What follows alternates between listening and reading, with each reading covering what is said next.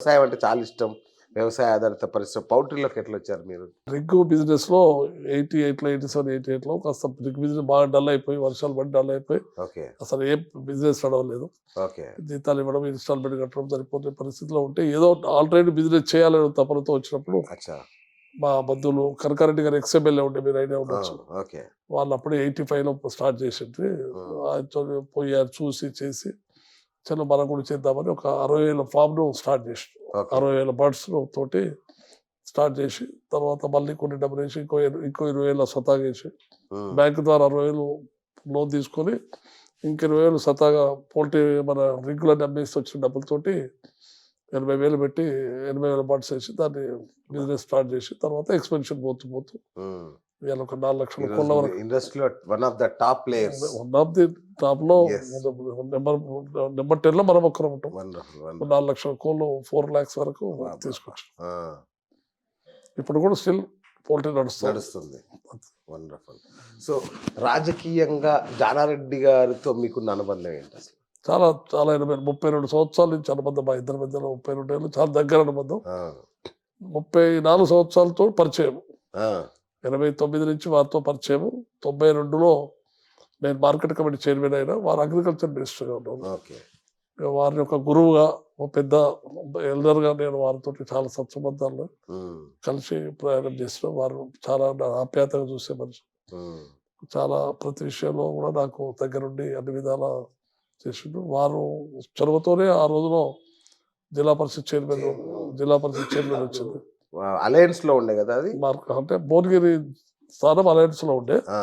TRS తోటి ఉండే. టీఆర్ఎస్‌కు ఇవ్వకుండా నాకు ఇప్పించి జెడ్పీటీసీగా పోటీ చేయమన్నాడు.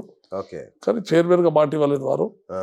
నేను చైర్మన్ మాట ఇవ్వను. ఆల్రెడీ మేమందరం కలిసి, జిల్లా వాళ్ళందరం కలిసి ఒక పేరు ప్రిపేర్ చేసుకున్నాం. అది వారి దురదృష్టమో, నా అదృష్టమో ఏందో, వారు ఓడిపోవడము.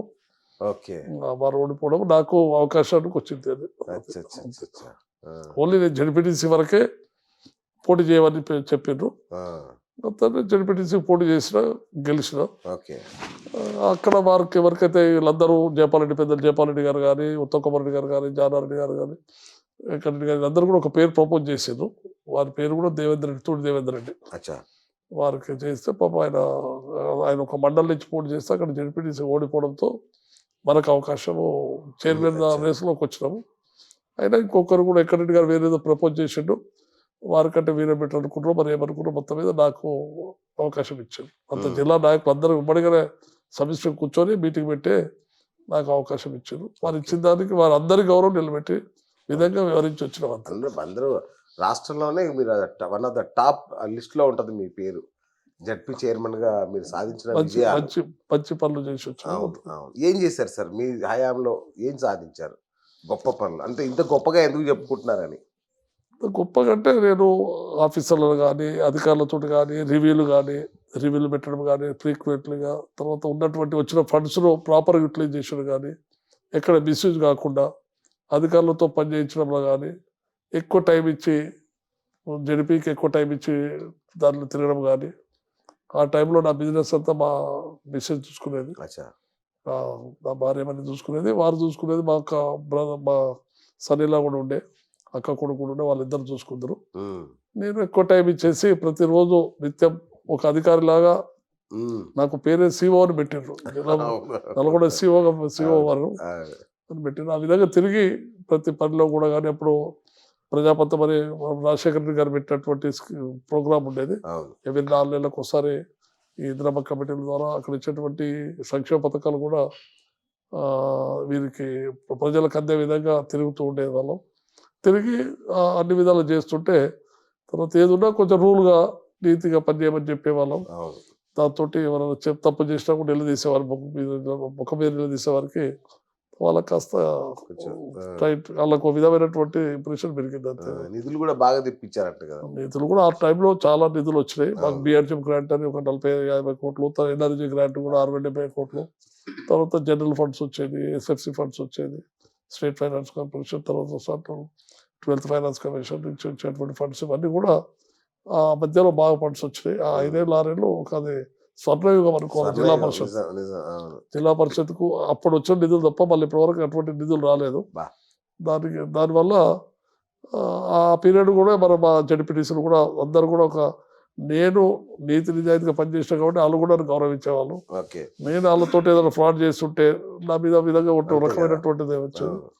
నేను సమయానికి వచ్చి మా ఎమ్మెల్యేలకు కూడా మేము జానారెడ్డి గారు చెప్పినట్టు వారు చెప్పిన విధంగా మేము నడుచుకొని, వారు పెద్ద మనిషిగా చెప్పినట్టు నడుచుకొని, వారు కూడా ఎమ్మెల్యేలు కూడా మా గ్రాంట్లోకి వెళ్ళి అందరు కూడా గ్రాంట్ ఇచ్చేవాళ్ళం. కాబట్టి అందరు కూడా ఇచ్చేది అది చేసినా ఎవరో ఒకరికి మనసు బాగా వచ్చిండొచ్చు.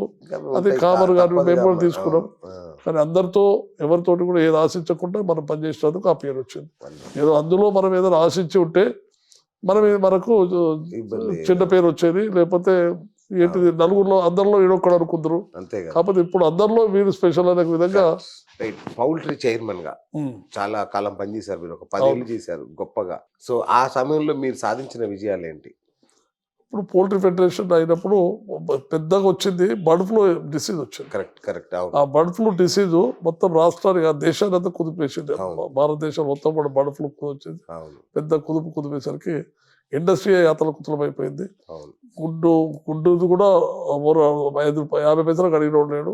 రెండవది కోడి 1 రూపాయి కోడి అమ్ముకున్నాము. 1 రూపాయి ధర. అంటే ఒక ప్రాపర్టీ వాల్యూ, మా ఇండస్ట్రీ వాల్యూ 10 కోట్లు ఉంటే అలాగే 50 లక్షలకు వచ్చింది. ఆ రోజులో 50 లక్షలకు అడిగే వాళ్ళు అయినటువంటి ఇండస్ట్రీకి పోయింది. ఓన్లీ భూమి ల్యాండ్ కాస్ట్ తప్ప బర్డ్ కాస్ట్లు అన్ని మొత్తం జీరో అయిపోయినాయి. జీరో లెవెల్కి వచ్చినాయి ఆ ఇండస్ట్రీలో.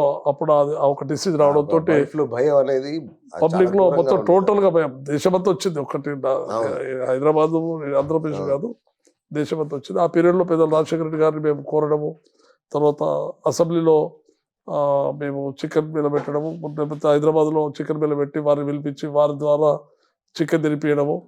ఆ చికెన్ తినిపించడంతో ఆ ఒక విజువల్స్ తోటి, ఆ ఒక వీడియోస్ తోటి ఒక ముఖ్యమంత్రి వారి సహచర మంత్రివర్యంలో రఘువీరారెడ్డి గారు, కిరణ్ కుమార్ రెడ్డి గారు, జానారెడ్డి గారు నిజాం కాలేజ్ గ్రౌండ్స్ లో పెట్టడం.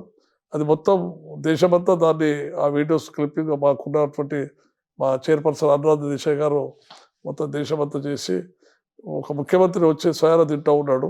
చికెన్ బర్డ్ ఫ్లూ ఏమి ఎఫెక్ట్ కాదు, ఎవరికేం హాని జరగదు, అది ఓన్లీ బర్డ్ వరకే దాని డిసీజు.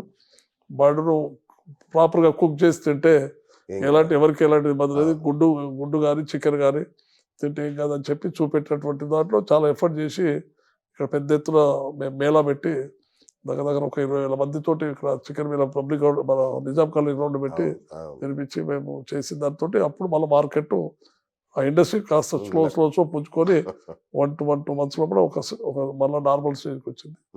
అప్పుడు ఆ టైంలో నేను బాగా యాక్టివ్గా పనిచేసి ఆ ఫెడరేషన్కి మంచి పేరు తేవడం. ఆ ఫెడరేషన్ కూడా ఆంధ్రప్రదేశ్లో మొత్తం 40,000 ఫార్మర్స్ మొత్తం రాష్ట్రం, అప్పుడు పెద్ద ఉమ్మడి రాష్ట్రం తెలంగాణ ఒకటే, తెలంగాణ కాకుండా ఉమ్మడి రాష్ట్రం ఆంధ్రప్రదేశ్ మొత్తంలో. దాని ద్వారా అప్పుడు ఒక మంచి దాని ఒక క్రెడిట్, ఒక ఇమేజ్ వచ్చింది. మొత్తం బాగా కష్టపడి ఇండస్ట్రీకి మన వంతు సర్వీస్ చేయడం జరిగింది.